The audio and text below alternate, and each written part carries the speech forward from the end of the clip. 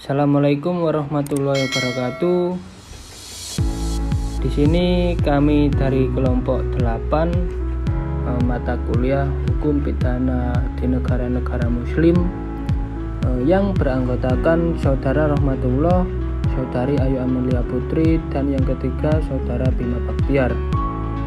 Kelompok kami akan membawakan pembahasan dengan tema tindak pidana minuman beralkohol dari segi hukum positif atau undang-undang di Indonesia dan juga undang-undang di negara Sudan.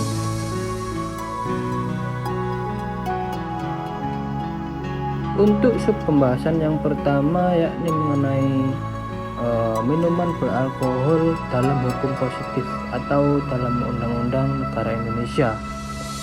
Jadi di dalam sub pembahasan yang pertama ialah yang nomor 1 ada di pasal 111 Undang-Undang nomor 36 tahun 2009 tentang kesehatan. Ayat pertama berbunyi, makanan dan minuman yang dipergunakan untuk masyarakat harus didasarkan pada standar dan atau persyaratan kesehatan. Dan juga ayat yang ke-6, makanan dan minuman yang tidak memenuhi ketentuan standar persyaratan kesehatan atau membahayakan kesehatan sebagaimana dimaksud pada ayat 1 dilarang untuk diedarkan, ditarik dari peredaran, dicabut izin edar dan disita untuk dimusnahkan sesuai dengan ketentuan peraturan perundang-undangan. Jadi pada pasal 111 Undang-Undang nomor 36 tahun 2009 tentang kesehatan di sini lebih mengatur kepada bagaimana makanan dan minuman yang dikonsumsi untuk masyarakat secara umum harus yang memenuhi persyaratan kesehatan. Jadi pada pasal 11 ini lebih mengatur ke kesehatan. Kemudian yang nomor 2 ada pasal 1 Peraturan Menteri Perdagangan nomor 47 tahun 2018 tentang perubahan keempat atas persidan Menteri Perdagangan nomor 20 garing Mdak garing nomor 4 garing tahun 2014 tentang pengendalian dan pengawasan terhadap pengadaan, peredaran, dan penjualan minuman beralkohol. Pada ayat 1 yang berbunyi, minuman beralkohol adalah minuman yang mengandung etanol dan etil alkohol yang diproses dan bahan hasil pertanian yang mengandung karbohidrat dengan cara fermentasi dan destilasi atau fermentasi tanpa destilasi. Kemudian ayat kedua berbunyi, pengadaan adalah kegiatan penyediaan minuman beralkohol yang berasal dari produksi dalam negeri atau dari impor.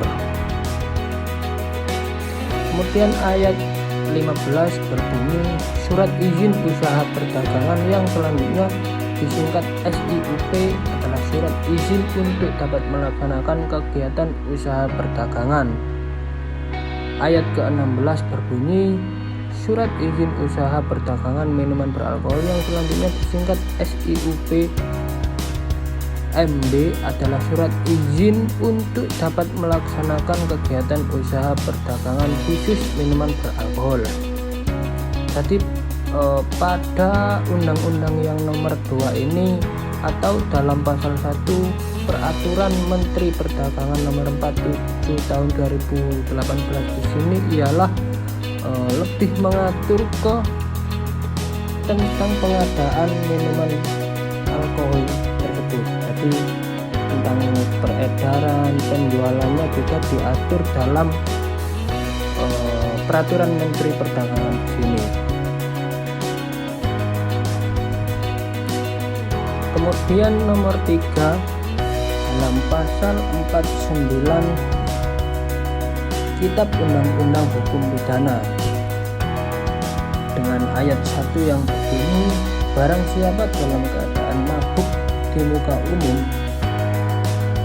merintangi lalu lintas atau mengganggu ketertiban atau mengancam keamanan orang lain atau melakukan sesuatu yang harus dilakukan dengan hati-hati atau dengan mengadakan tindakan penjagaan tertentu terlebih dahulu agar jangan membahayakan nyawa atau kesehatan orang lain, diancam dengan pidana kurungan paling lama 6 hari atau pidana denda paling banyak Rp375.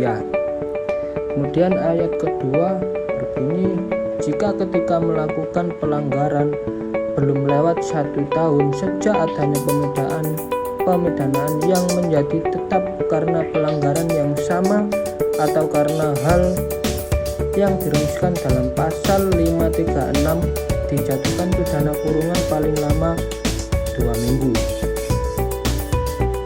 Jadi dalam pasal 492 di sini, pasal 492 KUHP di sini lebih mengatur bagaimana tindakan seseorang itu setelah mengkonsumsi minuman beralkohol.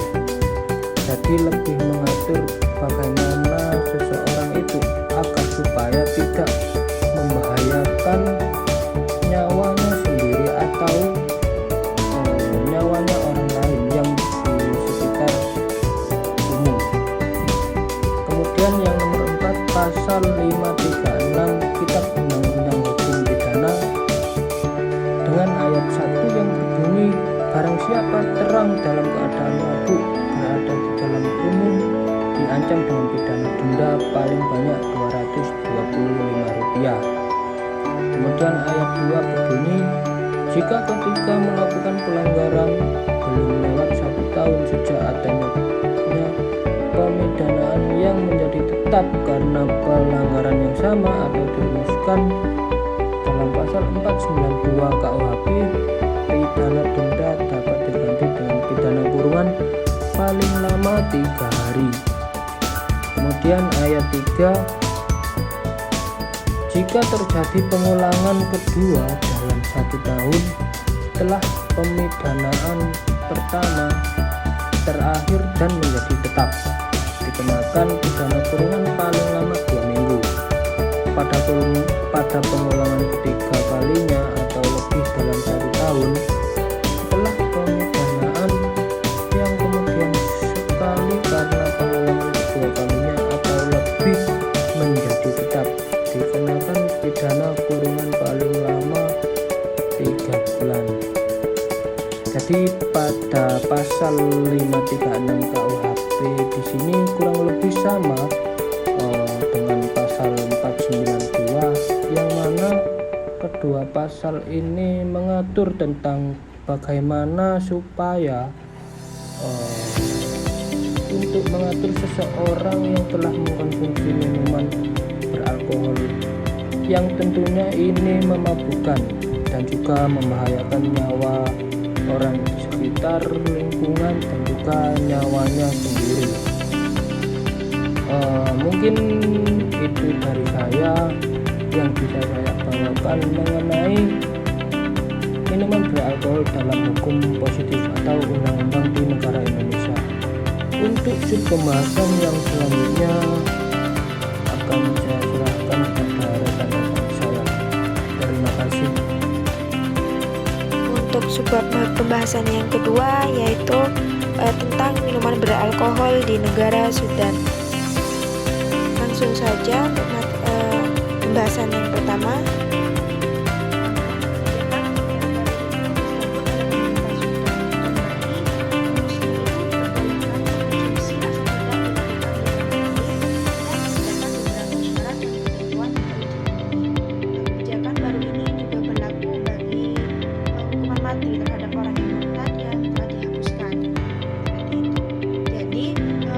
Undang-Undang Nomor 12 ini menghapus ketentuan hukum pidana yang melarang mengkonsumsi minuman beralkohol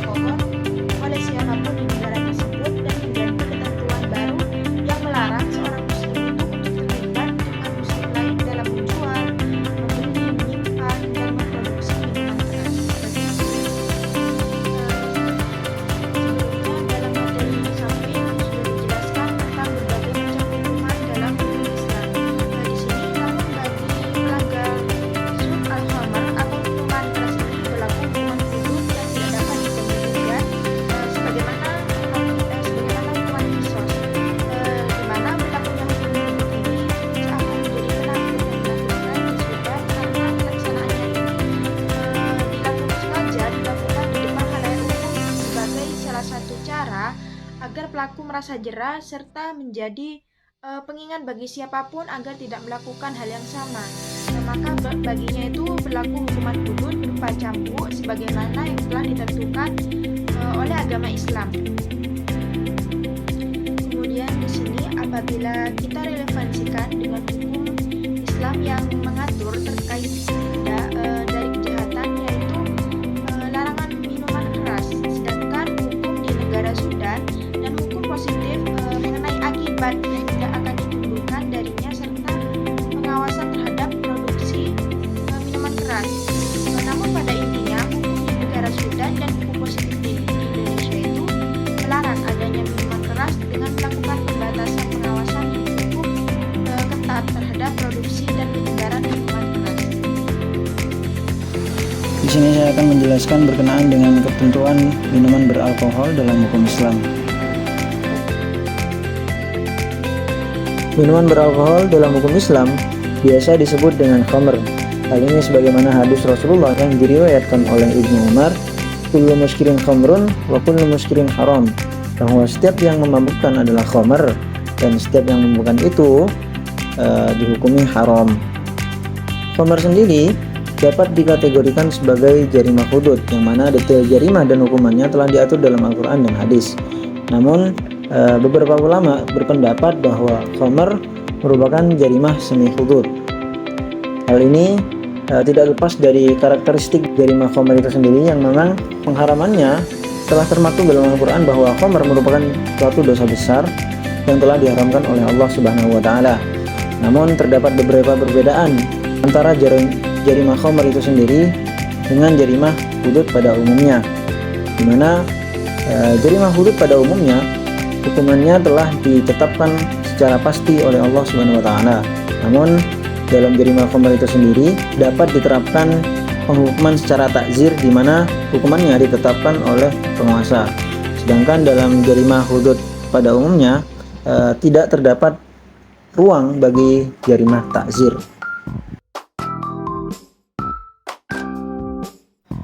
Dalam Al-Quran maupun hadis dijelaskan sumber dari khamr itu sendiri, sebagaimana dalam surat An-Nahl ayat 67, A'udzu billahi minasyaitonir rajim, wa min thamaratin naqil wal a'nab tattakhiduna minhu syakaran wa rizqan hasana.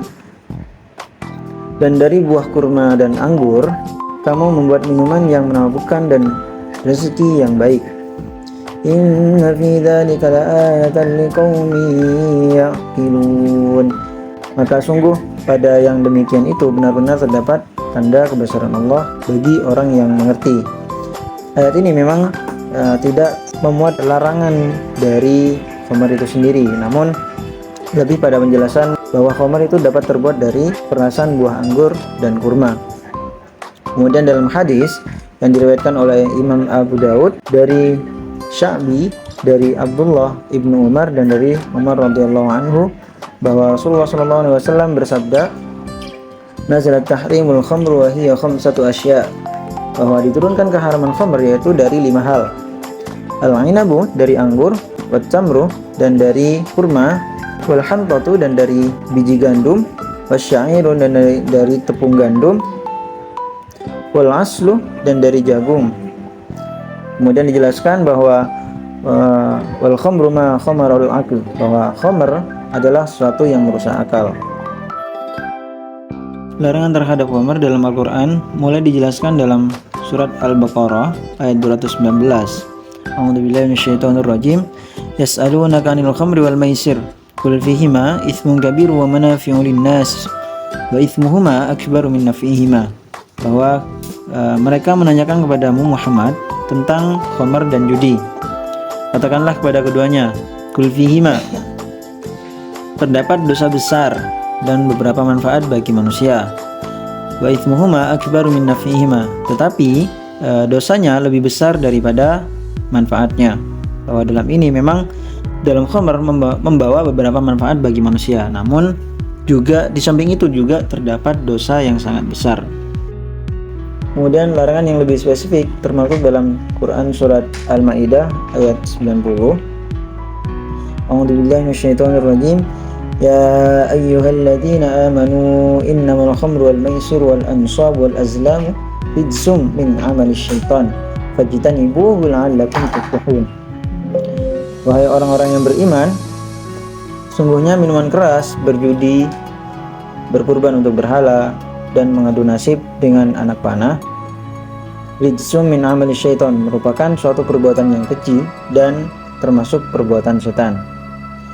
Maka Allah melarang dengan lafaz fajtanibu la'allakum tuflihun, maka jauhilah perbuatan-perbuatan itu agar kamu beruntung. Kata fajtanibu dalam ayat ini merupakan suatu kalimat yang menjadi suatu hukum bahwa perintah Allah Subhanahu wa taala untuk menjauhi merupakan suatu larangan bagi manusia untuk mendekati atau bahkan bermain atau minum keras, bermain judi, berkurban untuk berhala dan lain sebagainya.